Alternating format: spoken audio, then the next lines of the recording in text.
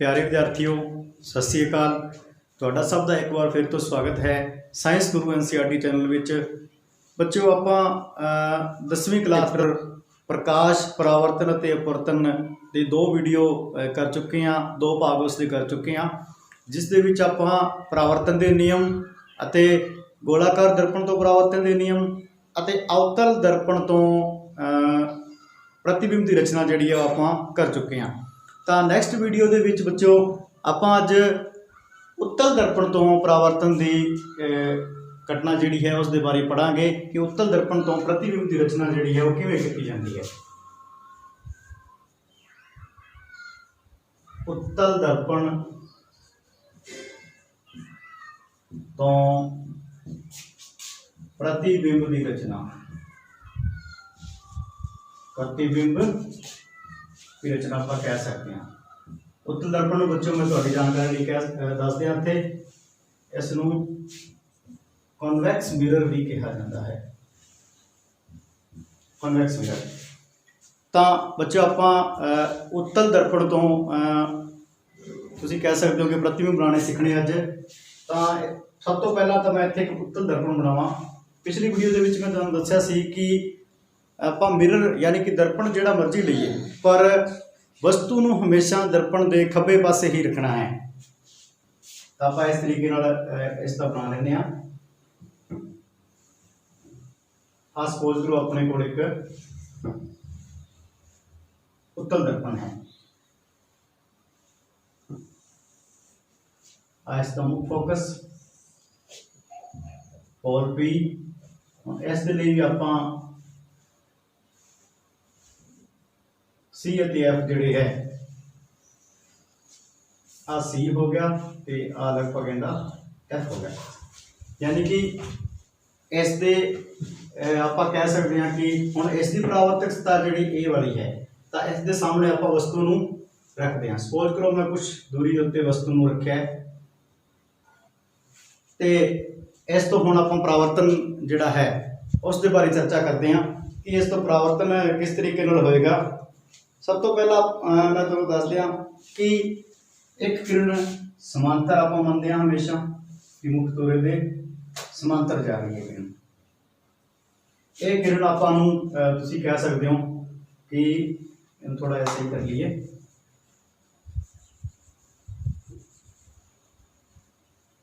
जदों आपां परावर्तन के नियम पढ़े सी गोलाकार दर्पण तो मैं तुहानूं दस्सिया सी कि जिहड़ी किरण मुख्य तौर के समांतर आती है वो हमेशा एफ दे विचों गुजरती है या गुजरती हुई प्रतीत होती है। आ बच्चों देखो तुसीं आ गुजरती हुई प्रतीत ही होएगी। क्यों? क्योंकि ये किरण जिहड़ी है इस तरीके नाल परावर्तित हो जाएगी, क्योंकि दर्पण नूं पार करके तो प्रकाश की किरण अगे लंघ नहीं सकती, इसलिए वो परावर्तकता ये हैगी तो इधरों परावर्तित हो जाएगी। परंतु आप जो उन्होंने पिछे बढ़ावांगे काल्पनिक रूप में तो एफ के विचों आती हुई आपां नूं प्रतीत होएगी। इस तरीके नाल ही बच्चों एक किरण आप मानते हैं कि सी के उत्ते आपतित होती है, सी की दिशा के विच तो इधर उन्होंने बिल्कुल आप काल्पनिक रूप में मनांगे। हुण ये जिहड़ी है ये परावर्तित होकर इस तरीके नाल इधर मुड़ जाएगी। ये आपतित किरण है, ये परावर्तित किरण है। हुण जदों एक्चुअल दे विच की है आप इन्हों पिछे बढ़ाने तो की हुंदा कि ये एक थां दे उत्ते सपोज करो इत्थे इत्थे इन्हां दा एक छोटा जिहा आपां नूं प्रतिबिंब जिहड़ा है वो प्राप्त होएगा।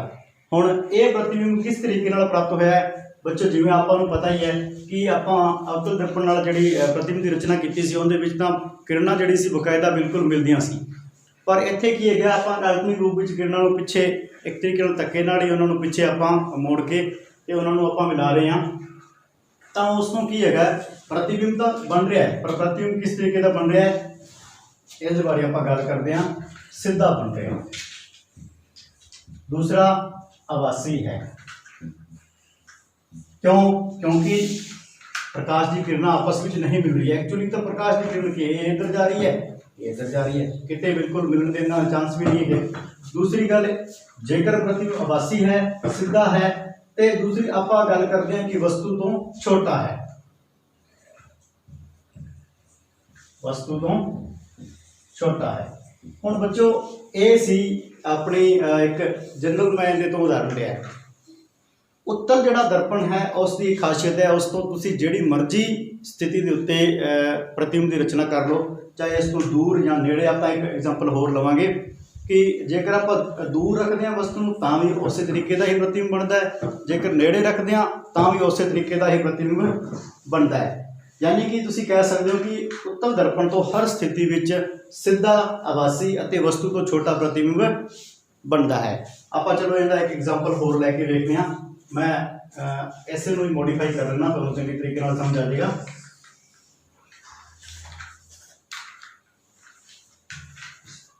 आपां इस वस्तु की जिहड़ी स्थिति है उन्होंने चेंज कर लेने। सपोज करो वस्तु अनंत ते रखी हुई है, काफ़ी दूर है वस्तु। दूसरी कंडीशन आप इस तरीके की लेने हैं कि वस्तु अनंत पे रखी होगी। आ अपना उत्तल दर्पण है, and the principal axis C F. हुण सपोज करो वस्तु अनंत पे रखी है, मान लो आप कह सकते हैं कि वस्तु इत्थे किते रखी है। वस्तु तो आने वाली, क्योंकि अनंत पे रखी हुई वस्तु तो प्रकाश आने वाली प्रकाश की किरणा जिहड़ी है हमेशा मुक्त धुरे के समांतर आती है। हुण जदों ये मान लो सपोज करो आ प्रकाश की किरण आ रही है, इतों आपतित होएगी तो परावर्तित इस तरीके हो जाएगी।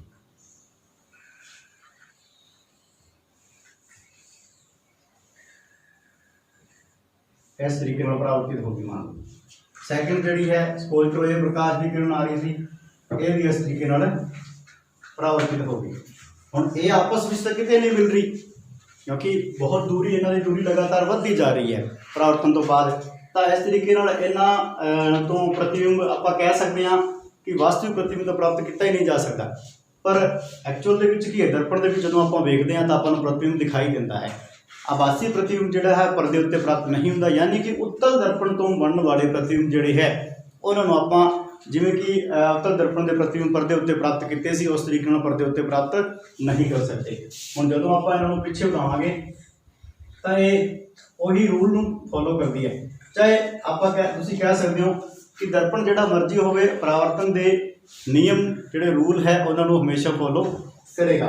हुण जिवें आपां एक रूल सीगा कि मुक्त धुरे के समांतर आने वाली प्रकाश की किरणा एफ के विचों गुजरती है या गुजरती हुई प्रतीत होती है, तो ये गुजरती हुई प्रतीत होएगी। आपां नूं इस तरीके नाल लगेगा कि वस्तु परावर्तन तो बाद जिहड़ी है उहदा प्रतिबिंब मुख्य फोकस के उत्ते बन रहा है। तो बच्चों ये आप दो कंडीशन इस तो की है। इस स्थिति में भी की है प्रतिबिंब बिंदु साइड है, सीधा बनेगा प्रतिबिंब बिंदु साइड बनेगा, अते आभासी होएगा। ये भी कह सकते हो कि एफ के उत्ते बन रहा है इस स्थिति में, क्योंकि अपन बिल्कुल क्लीयर है। तो ये सी बच्चों उत्तल दर्पण तो तुसीं कह सकते हो कि परावर्तन या प्रतिबिंब की रचना। हुण आपां इस तो बाद जिहड़े है इस दे नाल ही आपां उत्तल दर्पण के उपयोग जिहड़े है उन्होंने भी डिस्कस कर लेंगे। उस तो बाद आपां उत्तल दर्पण के उपयोग जिहड़े है वो भी डिस्कस करांगे, क्योंकि ये तुसीं देख रहे हो कि सीधा आभासी अते छोटा प्रतिबिंब बनाउंदा है। तो इसलिए इसकी वरतों बच्चों अपने तुसीं कह सकते हो कि जिन्ने भी वाहन है ऑटोमोबाइल इंडस्ट्री के विच, चाहे मोटर साइकिल है, कार है या कोई होर बस वगैरह ट्रक कुछ भी है, तो उस दे साइड मिरर के रूप में इसकी वरतों की जाती है। मैं दस देना किवें। सपोज करो ये तुहाडी एक कार है, तो कार के साइड वाले पासे जिहड़े मिरर लगे हुंदे है उन्हां दे विच जिहड़ी है उत्तल दर्पण की वरतों की जाती है। हुण उत्थे इसकी उपयोग इसका ही उपयोग क्यों किया जाता है, उत्तल दर्पण का क्यों उपयोग क्यों नहीं किया जाता, इस दे पिछे भी कारण है। क्योंकि बच्चों उत्तल दर्पण जिहड़ा है हमेशा एक तो प्रतिबिंब बनाएगा आभासी। सब तो बड़ा जिहड़ा फैक्टर है कि प्रतिबिंब सीधा बनाता है। जो भी वस्तु आपां पिछे तो आ रही है वो बिल्कुल सीधी दिखाई देगी, चाहे पिछे का व्हीकल कोई भी है उनका प्रतिबिंब आपां हमेशा सीधा दिखाई देगा। आप पिछे साइड तो मुड़ के जो साइड तो थोड़ा निगाह करके देखते हैं तो आपां हमेशा उनका प्रतिबिंब सीधा दिखाई देता है। फिर यह प्रतिबिंब हमेशा किस तरीके का बनाता है, छोटा बनाता है। यानी कि आपां नूं पिछे दा काफ़ी सारा एरिया जिहड़ा है वो दिखाई दे जाता है। एक छोटे जे दर्पण दे विच आपां नूं काफ़ी लंबी चौड़ी वड्डी जिहड़ी रोड है उहदा प्रतिबिंब दिखाई दे जाता है ते आपां नूं पता लग जाता है कि पिछे किहड़ा व्हीकल आ रहा है जां किहड़ा व्हीकल आपां नूं ओवरटेक कर रहा है। तां इस दे विच बच्चों इस तरीके नाल ਇਹ गुण होने के कारण एक गुण इहदे विच अपने आप ऑटोमैटिकली पैदा हो जाता है कि इसका दृष्टि खेत्र जिहड़ा है दृष्टि खेत्र वो की है बड़ा है, यानी कि काफ़ी बड़े सारे एरिए नूं ये कवर करता है। आभासी प्रतिबिंब बनाउंदा सीधा बनाउंदा है, छोटा प्रतिबिंब बनाउंदा है जिस तों कि वस्तुआं जिहड़ी है वो काफ़ी दूरी तक दी वस्तुआं जिहड़ी है आपां नूं उहदे विच दिखाई दे जांदियां ने। जेकर वड्डा प्रतिबिंब बने फिर तां एक या दो वस्तुआं ही आपां छोटे ਜਿਹੇ दर्पण दे विच वेख सकदे हां, पर क्योंकि प्रतिबिंब छोटे छोटे बनते हैं तो इस कारण इसका दृष्टि खेत्र काफ़ी बड़ा हो जाता है तो ये काफ़ी सारी वस्तुओं को कवर कर लेता है। इस तो बाद आपां बच्चों उत्तल दर्पण जिहड़ा है उसके उपयोग भी अवतल दर्पण जिहड़ा है उसके उपयोग भी इत्थे नाल दे नाल ही डिस्कस कर लैंदे हां कि अवतल दर्पण जिहड़ा है उसके की उपयोग हैं।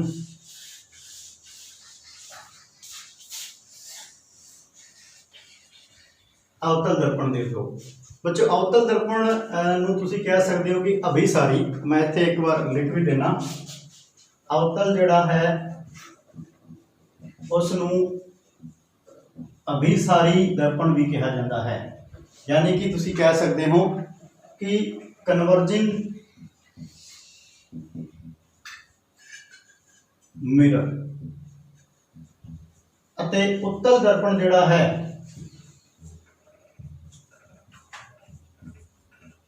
उत्तल नूं अपसारी भी कहा जाता है। अपसारी जां डाइवर्जिंग मिरर भी इहनूं कहा जाता है। तो इसका नाम उत्तल का आपां नूं पता है अभिसारी इस कारण ही कहा जाता है क्योंकि ये आने वाली प्रकाश की किरणा है उन्होंने अंदर वल नूं मोड़ के अते इकट्ठा करता है। जिवें कि तुसीं वेख सकते हो, मैं एक छोटा जिहा इत्थे तुहानूं डायग्राम बना के भी समझा सकदा। सपोज करो आप प्रकाश दी किरणा आ रही ने मुख धुरे दे समांतर आ रही है मान लो, तो यह की करेगा सारे नूं उधर अंदर नूं इस तरीके नाल जदों ये टकराण गया अंदर नूं इस तरीके नाल मोड़ेगा ताकि होएगा ये प्रकाश दी किरणा नूं इकट्ठा करदा उन्हां नूं अभिसारित करदा है। तो इस कारण इसका उपयोग जिहड़ा है वाहनां दी हैडलाइट दे विच कीता जांदा है। कित्थे कीता जांदा है? वाहनां दी हैडलाइट। हैडलाइट का मतलब अगे की जिहड़ी लाइट हुंदी है जिन्हां तो रात वेले आपां नूं रोशनी मिलती है वाहन चलाउण लई, तां उन्हां नूं हैडलाइट कहंदा है। उस दे विच इहदी वरतों क्यों कीती जांदी है? क्योंकि इस तरीके नाल उहदी अंदर दी स्ट्रक्चर हुंदी है, काफ़ी सारे उहदे विच जिहड़े है छोटे छोटे इस तरीके नाल तुसीं कह सकते हो कि तुसीं उस दी अंदर वाली जे प्लेट वेखो तो इस तरीके दे काफ़ी सारे तुहानूं उहदे विच मैं इन्हां नूं थोड़ा सही तरीके नाल बना देना। इस तरीके के काफ़ी सारे उहदे विच जिहड़े है तुहानूं अवतल दर्पण जिहड़े है वो लगे हुए दिखाई देंगे। इस तरीके के लगे होंगे ते विचकार जिहड़ा हुंदा है कि लग्या हुंदा है कि ट्यूब या बल्ब या कुछ भी लग्या हुंदा है इस तरीके का।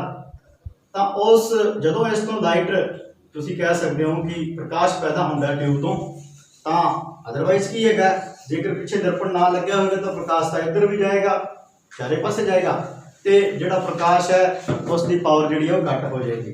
तो यह जिवें ही टकराउंदा है इस तरीके नाल अगे नूं इसका एक समांतर किरण पुंज जिहड़ा है आपां नूं प्राप्त हो जाता है। तो हैडलाइट दे विच इसकी वरतों की जाती है कि समांतर किरण पुंज आपां नूं प्राप्त हो सके प्रकाश का। सैकेंड जिहड़ा बच्चों इसकी इस गुण के कारण ही इसकी वरतों जिहड़ी है तुसीं कह सकते हो कि सोलर पट्टियां दे विच भी की जाती है। सोलर पट्टी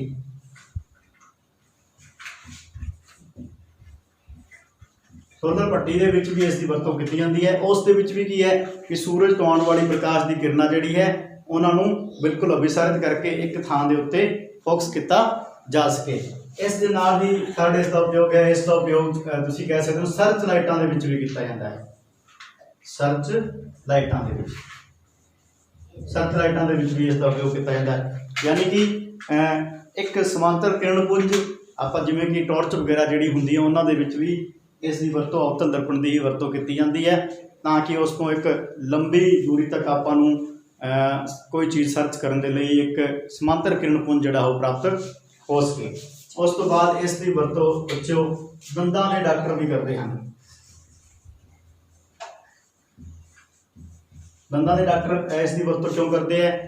ਉਹ ਇੱਕ ਤੁਸੀਂ ਵੇਖਿਆ ਹੋਣਾ ਉਹਨਾਂ ਕੋਲ ਇੱਕ ਹੈਂਡਲ ਲੱਗਿਆ ਹੋਇਆ ਇਸ ਤਰੀਕੇ ਦਾ ਉਪਕਰਨ ਹੁੰਦਾ, ਜਿਸ ਦੇ ਅੱਗੇ ਛੋਟਾ ਜਿਹਾ ਮਿਰਰ ਲੱਗਿਆ ਹੁੰਦਾ ਹੈ ਇਸ ਤਰੀਕੇ ਦਾ। ਤਾਂ ਇਸ ਦੇ ਵਿੱਚ ਮਿਰਰ ਲੱਗਿਆ ਹੁੰਦਾ ਹੈ ਤੇ ਉਹ ਮੂੰਹ ਦੇ ਅੰਦਰ ਗਹਿਰਾਈ ਦੇ ਵਿੱਚ, ਤੁਸੀਂ ਕਹਿ ਸਕਦੇ ਹੋ ਡੂੰਘਾਈ ਦੇ ਵਿੱਚ, ਦੰਦ ਦੇ ਅੰਦਰ ਕਿਸੇ ਤਰੀਕੇ ਦਾ ਕੋਈ ਨੁਕਸ ਹੈ ਤਾਂ ਉਹਨੂੰ ਵੇਖਣ ਦੇ ਲਈ ਉਸ ਦੀ ਵਰਤੋਂ ਕਰਦੇ, ਕਿਉਂਕਿ ਇਹ ਦੰਦ ਦਾ ਜਦੋਂ ਇਹਨੂੰ ਆਪਾਂ ਨੂੰ ਪਤਾ ਹੈ ਕਿ ਅਵਤਲ ਦਰਪਣ ਜਿਹੜਾ ਹੈ ਉਸ ਦੇ ਲਈ ਜਦੋਂ ਵਸਤੂ ਨੂੰ ਤੁਸੀਂ ਕਹਿ ਸਕਦੇ ਹੋ ਕਿ ਅਵਤਲ ਦਰਪਣ ਦੇ ਸਾਹਮਣੇ ਆ ਮੰਨ ਲਓ ਇਹਦਾ F ਹੈ ਤੇ ਆ P ਹੈ, F ਅਤੇ P ਦੇ ਵਿਚਕਾਰ ਰੱਖਦੇ ਹਾਂ ਤਾਂ ਪ੍ਰਤੀਬਿੰਬ ਕਿਸ ਤਰੀਕੇ ਦਾ ਬਣਦਾ? ਵੱਡਾ ਬਣਦਾ ਹੈ, ਸਿੱਧਾ ਬਣਦਾ ਹੈ, ਆਭਾਸੀ ਬਣਦਾ ਹੈ। ਠੀਕ ਹੈ, ਤਾਂ ਡਾਕਟਰ ਨੂੰ ਸਿੱਧਾ ਪ੍ਰਤੀਬਿੰਬ ਦੰਦ ਦਾ ਪ੍ਰਾਪਤ ਹੋਏਗਾ, ਵੱਡਾ ਵੀ ਪ੍ਰਾਪਤ ਹੋਏਗਾ।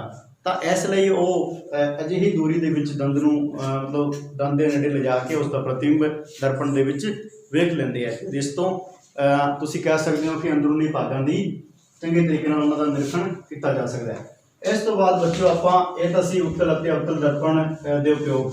ਹੁਣ ਕੋਈ ਦਰਪਣ ਤੋਂ ਕਿਸੇ ਦੂਰੀ ਨੂੰ ਕਿਵੇਂ ਮਾਪਣਾ ਹੈ, ਉਸ ਦੇ ਵਿੱਚ ਦੋ ਤਿੰਨ ਚੀਜ਼ਾਂ ਹੋਰ ਹੈ ਉਹ ਆਪਾਂ ਇੱਥੇ ਡਿਸਕਸ ਕਰ ਲੈਂਦੇ ਹਾਂ, ਜਿਨ੍ਹਾਂ ਨੂੰ ਚਿੰਨ੍ਹ ਪਰੰਪਰਾਵਾਂ ਕਿਹਾ ਜਾਂਦਾ ਹੈ, ਕਾਰਟੀਜਨਸ ਕਿਹਾ ਜਾਂਦਾ ਹੈ। ਉਹਨਾਂ ਬਾਰੇ ਆਪਾਂ ਡਿਸਕਸ ਕਰਦੇ ਹਾਂ ਕਿ ਕੋਈ ਦੂਰੀ ਜਿਹੜੀ ਹੈ, ਆਪਾਂ ਇੱਥੇ ਪਹਿਲਾਂ ਗੱਲ ਕੀਤੀ ਸੀ ਕਿ ਵਸਤੂ ਨੂੰ ਇੰਨੀ ਦੂਰ ਰੱਖਿਆ ਜਾਂ ਉਸ ਦਾ ਮੁੱਖ ਫੋਕਸ ਜਿਹੜਾ ਹੈ ਇੰਨੀ ਦੂਰੀ ਤੇ ਹੈ, ਤਾਂ ਉਹ ਦੂਰੀਆਂ ਕਿਸ ਪ੍ਰਕਾਰ ਲੈਣੀ ਹੈ, ਕਿਵੇਂ ਕਰਨੀ ਹੈ, ਉਸ ਦੇ ਬਾਰੇ ਕੁਝ ਚਿੰਨ੍ਹ ਪਰੰਪਰਾਵਾਂ ਜਾਂ ਨਿਯਮ ਹੈ, ਉਹਨਾਂ ਬਾਰੇ ਆਪਾਂ ਗੱਲ ਕਰ ਲੈਂਦੇ ਹਾਂ। ਤੇ ਮੈਂ ਇੱਥੇ ਬੋਰਡ ਦੇ ਉੱਤੇ ਤੁਹਾਨੂੰ ਇੱਕ ਚੀਜ਼ ਜਿਹੜਾ ਹੈ ਲਿਖ ਕੇ ਵੀ ਸਮਝਾ ਦਿਆਂਗਾ। ਤੇ ਸਭ ਤੋਂ ਪਹਿਲਾਂ ਜਿਹੜਾ ਹੈ ਮੈਂ ਕੁਝ ਚੀਜ਼ਾਂ ਇੱਥੇ ਡਿਸਕਸ ਕਰ ਲੈਣਾ, ਬਾਅਦ ਦੇ ਵਿੱਚ ਆਪਾਂ ਨੂੰ ਉਸ ਦੇ ਬਾਰੇ ਦਿੱਕਤ ਨਹੀਂ ਆਏਗੀ। ਫਸਟ ਆਫ ਆਲ ਕਿ ਪੀ ਪੋਲ ਜਿਹਨੂੰ ਆਪਾਂ ਕਹਿੰਦੇ ਹਾਂ, ਯਾਨੀ ਕਿ ਪੀ ਤੋਂ ਵਸਤੂ ਤੱਕ ਦੀ ਦੂਰੀ, ਪੀ ਤੋਂ ਵਸਤੂ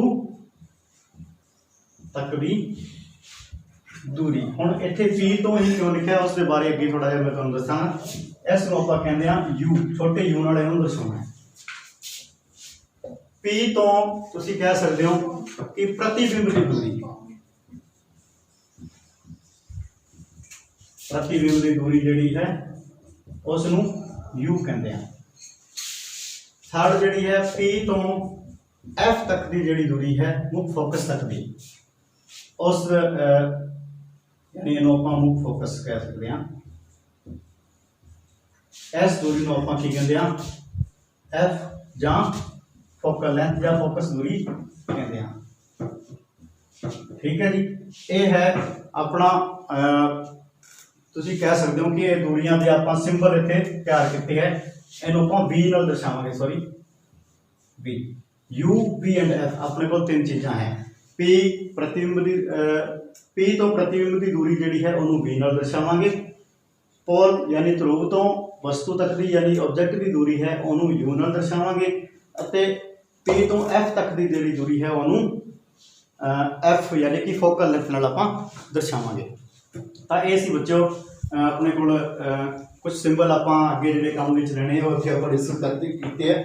ਉਸ ਤੋਂ ਬਾਅਦ ਜਿਹੜਾ ਹੈ ਮੈਂ ਚਿੰਨ੍ਹ ਪਰੰਪਰਾਵਾਂ ਜਾਂ ਕਾਰਟੀਜਨ ਹੈ ਉਹ ਜਲਦੀ ਨਾਲ ਤੁਹਾਨੂੰ ਸਮਝਾ ਦੇਣਾ ਕਿ P, F ਤੇ U ਵਗੈਰਾ ਜੋ ਵੀ ਹੈ ਇਹਨਾਂ ਤੋਂ ਦੂਰੀਆਂ ਆਪਾਂ ਨੂੰ ਕਿਵੇਂ ਮਾਪਣੀ ਹੈ, ਤੇ U, V ਅਤੇ F ਦੀ ਦੂਰੀ ਪਲੱਸ ਮਾਈਨਸ ਕਿਸ ਤਰੀਕੇ ਨਾਲ ਆਪਾਂ ਮਾਪਣੀ ਉਹਦੇ ਬਾਰੇ ਆਪਾਂ ਇੱਥੇ ਗੱਲ ਕਰ ਲੈਂਦੇ ਹਾਂ। ਫਸਟ ਆਫ ਆਲ ਜਿਹੜਾ ਹੈ ਚਿੰਨ੍ਹ ਪਰੰਪਰਾਵਾਂ।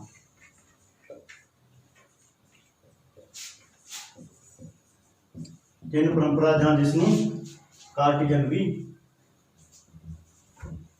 ਕਿਹਾ ਜਾਂਦਾ ਹੈ, ਚਿੰਨ੍ਹ ਪਰੰਪਰਾ ਜਾਂ ਕਾਰਟੀਜਨ।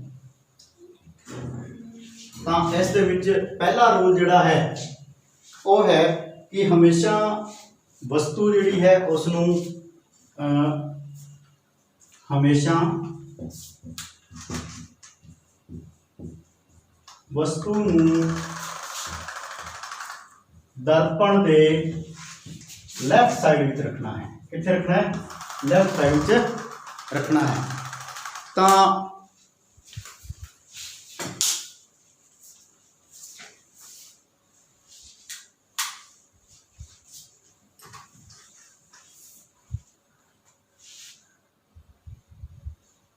हाँ बच्चों, हमेशा वस्तु नूं दर्पण के लैफ्ट साइड में रखना है, कदे भी आप राइट साइड में रख के ते उसका जिहड़ा प्रतिबिंब है वो प्राप्त करने की कोशिश नहीं करनी, कर तो सकते हैं पर एक्चुअल दे विच की हैगा कि वो सही नहीं होएगा तो सही आपां नूं प्रतिबिंब भी प्राप्त नहीं होएगा तो उस तो जे आपां कैलकुलेशन करांगे अगे तो कैलकुलेशन अपनी गलत हो जाएगी। सैकेंड जिहड़ा है इस दे विच कि मुख धुरे तो उपर, मुख धुरे नूं उदाहरण मान के आपां मुख धुरे तो उपर जिहड़ी ऊंचाई है, ऊंचाई जिहड़ी है वो किवें होएगी? प्लस विच होएगी, हमेशा पॉजिटिव होगी। यानी कि आ अपना मैं तुहानूं कह दियां एक चित्र बना के भी इत्थे समझा देना। आ अपना की हैगा, आ पी पोल है, ठीक है, ते आ मुख धुरा है, इस दे सामने मान लो आ वस्तु रखी गई है। फिर अपना थर्ड जिहड़ा आपां इशू इत्थे कर रहे हैं कि सारी दूरी जिहड़ी है, सारी दूरियां पी पोल तो मापनी है, पी पोल तो मापनी है सारी दूरियां।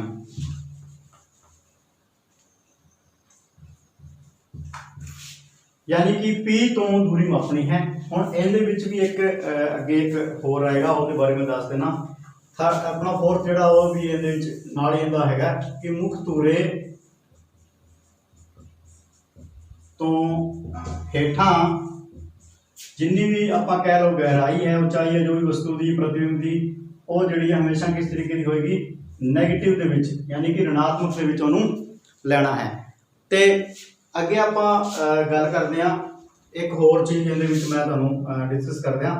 फिफ्थ जिहड़ी है कि आपाती किरण, आपाती किरण की दिशा विच जिन्नी भी दूरी आपां लैनी है पी पोल तो मापते हुए वो सारी पॉजिटिव आनी है। ते आपाती किरण की दिशा दे उल्ट जिन्नी भी दूरियां आनियां वो किवें आनियां? नैगेटिव आनियां।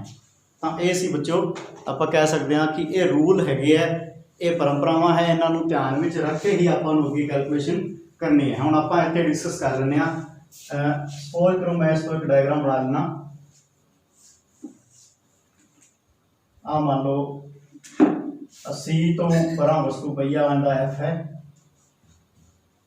एक किरण प्रकाश की किरण एफ दे विचों गुजर रही है, मुख धुरे दे समांतर हो रही है। दूसरी समांतर गई वो मुख धुरे दे विचों सॉरी मुख फोकस दे विचों गुजरी ते प्रतिबिंब जिहड़ा सी ਉਹ ਆਪਾਂ ਤੁਸੀਂ कह सकते हो कि सी ਅਤੇ एफ ਦੇ ਵਿਚਕਾਰ है, प्रतिबिंब ਆਪਾਂ ਨੂੰ प्राप्त हो गया। ਹੁਣ आ इनकी ऊंचाई है, मान लो इनकी ऊंचाई है 10 सेंटीमीटर, मुख धुरे तो ऊपर है तो ये प्लस 10 सेंटीमीटर होएगी। मैं बाकी चीज़ां इत्थे थोड़ी साफ कर दियां, तुहानूं क्लीयर हो जाएगा बिल्कुल चंगी तरीके नाल।